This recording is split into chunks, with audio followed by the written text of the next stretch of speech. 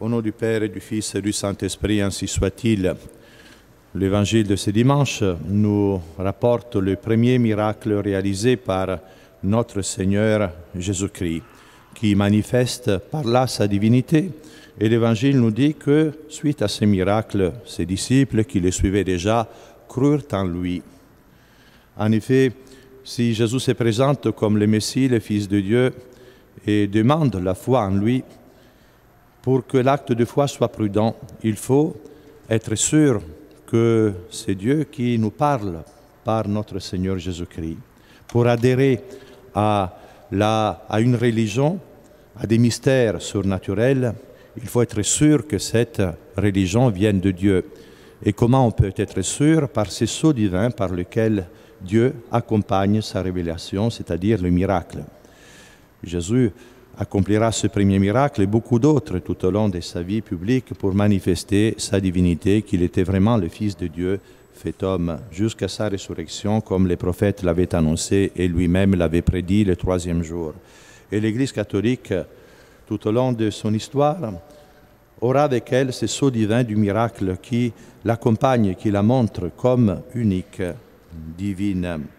Mais si Jésus réalise ce premier miracle, vous l'avez entendu en écoutant l'Évangile, c'est grâce à la prière de sa mère. Notre Seigneur n'avait pas prévu de se manifester encore publiquement à Cana. Mais il arrive qu'il n'y a plus de vin. Et la Vierge Marie, pour épargner une grande humiliation aux époux, elle s'adresse à notre Seigneur par cette simple prière d'exposition. Ils n'ont plus de vin. Prière humble, confiante. Et Jésus comprend tout de suite quel est le but de sa maman et lui dit « Femme, qu'y a-t-il plus entre vous et moi? Mon heure n'est pas encore venue. » Et la Vierge Marie ne dit rien, mais s'adresse aux serviteurs pour leur dire « Faites tout ce qu'il vous dira ». Remarquez la foi profonde de la Vierge Marie et aussi son audace, car elle met notre Seigneur dans l'impossibilité de nier ces miracles qui va manifester donc pour la première fois sa divinité. Ce qui nous conduit à méditer sur la puissance de la Vierge Marie, son grand pouvoir d'intercession et sur le pouvoir, l'importance, la nécessité de la prière pour notre vie spirituelle. En effet, Dieu nous a créés pour le ciel et pour le mériter, nous devons poser des actes surnaturels proportionnés à la récompense qui nous attend. Et pour cela, la prière est absolument nécessaire. C'est uniquement par la grâce de Dieu que nous pouvons observer les commandements et parvenir à la béatitude du ciel. Et cette grâce, nous pouvons l'obtenir par la prière. Nous avons une nature déchue à cause du péché originel. Pour être fidèles à Dieu, nous avons besoin de son aide surnaturelle. Nous avons besoin de la prière pour résister aux tentations du démon, du monde, de nos tendances désordonnées qui restent en nous même après le baptême. Et Jésus, dans l'Évangile, nous dit « Veillez et priez pour ne pas entrer en tentation ». Et bien sûr, pour grandir dans la pratique des vertus, nous devons prier, nous devons contempler notre Seigneur Jésus-Christ, qui est notre divin modèle, pour enraciner dans nos âmes tous les exemples qu'il nous a donnés et essayer de les reproduire dans les situations, dans les circonstances où nous trouvons. Saint Jean Chrysostome disait que la prière est la gardienne de la tempérance. Par elle, on peut corriger la colère, modérer l'orgueil, réprimer les désirs de vengeance. Par elle, nous pouvons parvenir à l'extension de l'envie et être confirmés dans la paix. Tout cela, nous pouvons l'obtenir par la prière.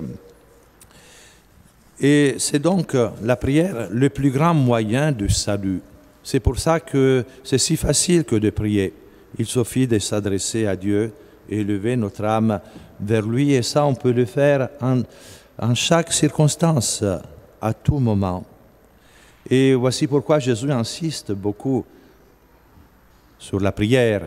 Dans l'Évangile, il prêche sur la nécessité de la prière, il faut toujours prier, jamais s'arrêter. Il nous donne cet exemple extraordinaire de prière, lui qui vivait intimement uni à son Père à chaque instant, parce que sa nature humaine était unie à la nature divine dans la personne du Verbe. Cependant, il nous donne cet exemple de prière. Les évangélistes, comme saint Marc, nous dit qu'il s'est levé de grand matin et il allait prier dans des lieux déserts. Il partait sur des montagnes et saint Luc nous dit qu'il passait toute la nuit souvent en prière. Jésus commence sa vie publique par 40 jours de prière dans les déserts. Avant sa passion, il se retire dans les jardins des Oliviers. Nous le verrons prier sur la croix, pardonner même à ses bourreaux. On peut dire que la vie entière de notre Seigneur fut une vie de prière. Et nous devons essayer d'imiter Jésus, car il est notre divin modèle. Il nous a sauvés par son sacrifice sur la croix, bien sûr, par sa doctrine qui nous indique le chemin du salut, mais il nous sauve par son exemple.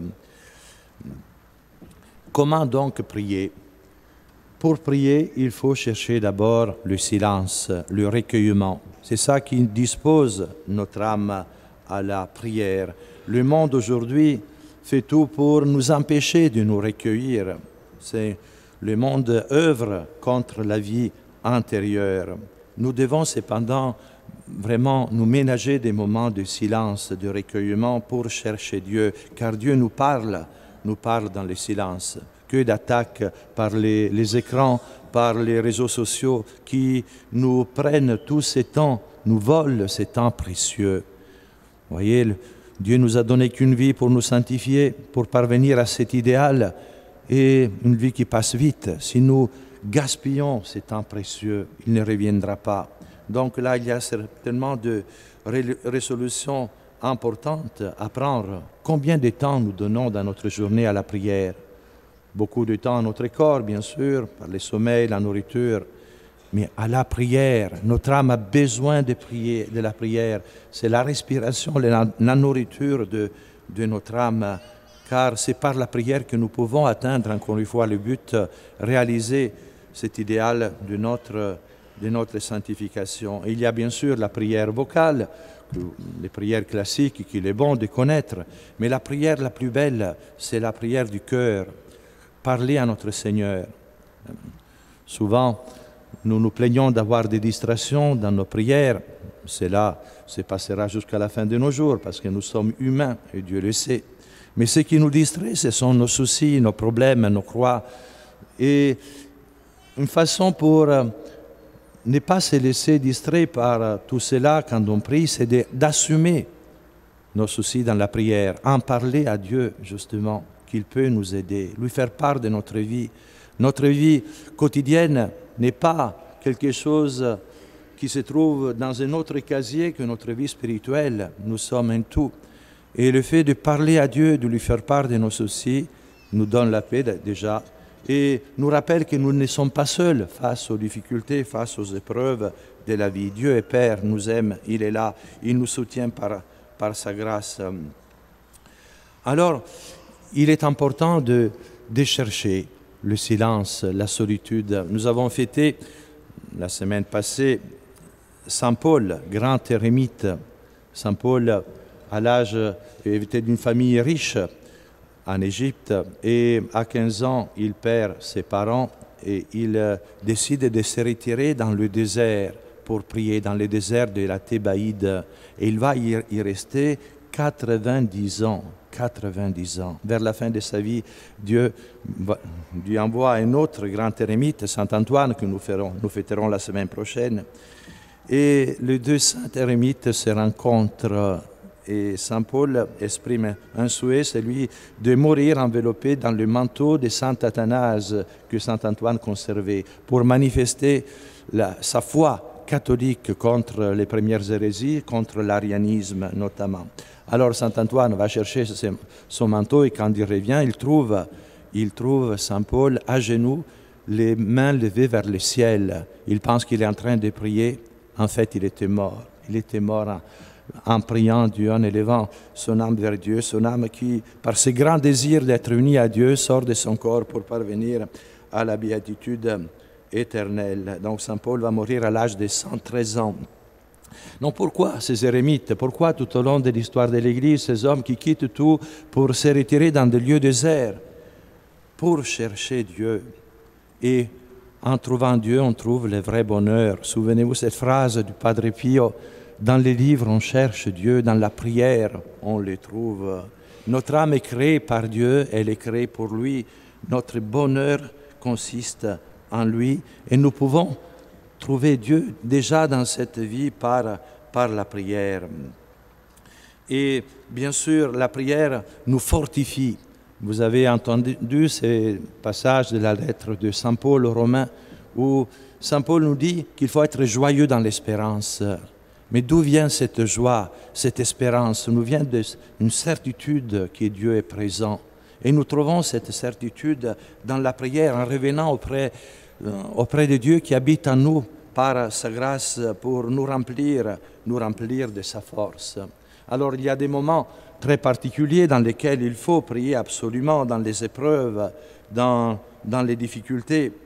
Et là, nous sommes en train de vivre une époque qui n'est pas ordinaire à cause de cette crise profonde dans l'Église, à cause de cette dictature sanitaire qu'on veut nous imposer. Voici pourquoi c'est important, cette prière publique, ce moment de prière qui a été lancé, prier le rosaire publiquement, demander à la Sainte Vierge l'aide surnaturelle contre tous ces ennemis qui nous imposent des lois contraires à la loi naturelle, à la loi divine. C'est un combat surnaturel, c'est le combat de Christ contre Satan. Nous pouvons le vaincre justement par la prière. Nous devons prier aussi pour fuir toutes les tentations, les pensées de découragement qui ne viennent jamais de Dieu. C'est Saint Jacques, dans son épître très belle, qui nous dit « Il y a quelqu'un parmi vous qui est triste, qu'il prie, qu'il prie. » Oui, la prière a un grand pouvoir auprès de Dieu. Et dans les tentations, bien sûr, il faut prier. Saint Paul nous dit « Revêtez-vous des armes de Dieu afin que vous puissiez être fermes contre les embûches de démons. » Et Saint Pierre nous dit « Frères, soyez sobres, veillez, car votre adversaire, le diable, rôde autour de vous cherchant quelqu'un à dévorer. Il faut lui résister fort dans la foi par la prière, justement. Car la prière nous projette dans les réalités surnaturelles. D'emblée, nous savons en priant que Dieu est tout-puissant et qu'il est là, il est présent, il veille sur nous comme un Père. Et bien sûr, par la prière, nous pouvons mériter. Chaque fois que nous prions, que nous posons un acte d'adoration, un acte d'amour de Dieu, c'est là nous avons une récompense surnaturelle au ciel. Et par la prière, nous méritons d'autres grâces, et notamment nous disposons à mériter, non pas en stricte justice, c'est impossible, mais d'un mérite de convenance, mériter la plus grande grâce, la grâce de la persévérance finale, c'est-à-dire de mourir dans l'amour de Dieu et parvenir au ciel. Par la prière, on peut obtenir la force de pardonner les offenses, comme Saint Étienne lapidé qui prie pour ses bourreaux et selon les auteurs spirituels, il obtient par sa prière la conversion de Saint Paul. Et en priant, on peut mériter aussi le fait de la réparation de la dette due à nos péchés. Plus on prie, et certainement moins de temps on passera au purgatoire. Les pères de l'Église, les théologiens, enseignent qu'il y a 3 espèces de bonnes œuvres auxquelles toutes les autres se rapportent. Et quelles sont ces trois espèces de bonnes œuvres? D'abord la prière, ensuite le jeûne et l'aumône. La prière paye d'une certaine façon ce qui est dû à Dieu. Nous rendons à Dieu ce qui lui est dû par la vertu de religion. Par le jeûne, eh bien nous rendons ce que nous devons à nous-mêmes en soumettant notre corps à l'esprit pour vivre dans l'amour de Dieu. Et par l'aumône, eh bien par là, nous rendons au prochain ce qui lui est dû, surtout par charité, bien sûr. Et d'un mérite de convenance, par la prière, nous méritons des grâces de conversion des pécheurs. Saint Jacques, encore dans son épître, nous dit que la prière fervente du juste a beaucoup de puissance. Et on dit que Sainte Thérèse d'Avila, par sa prière au Carmel, aurait converti plus d'âmes, autant d'âmes que Saint François Xavier dans ses missions dans les Indes et au Japon. Et vous savez qu'on a nommé Sainte Thérèse de l'Enfant Jésus patron des missions au même titre que Saint François Xavier, justement parce que pour toutes les âmes qui, par sa vie de sacrifice et de prière, elle a sauvé. Alors quand nous prions, nous devons passer par la Vierge Marie. Vous avez constaté la puissance de la Vierge Marie. Dieu a voulu nous donner une mère qui a un pouvoir incroyable sur le cœur de Dieu. Passons par la Vierge Marie, prions les chapelets, prions le rosaire. Cette prière qui a une force extraordinaire, c'est comme une arme, vraiment une arme surnaturelle dans notre époque. Et si nous prions la Sainte Vierge, alors elle nous guidera vraiment vers une union toujours plus profonde envers notre Seigneur Jésus-Christ, nous donnera la force pour faire face aux croix, aux difficultés de l'époque où nous vivons et nous aidera ainsi à parvenir au ciel et dans l'éternité bienheureuse, nous l'espérons. Ainsi soit-il. Au nom du Père et du Fils et du Saint-Esprit, ainsi soit-il.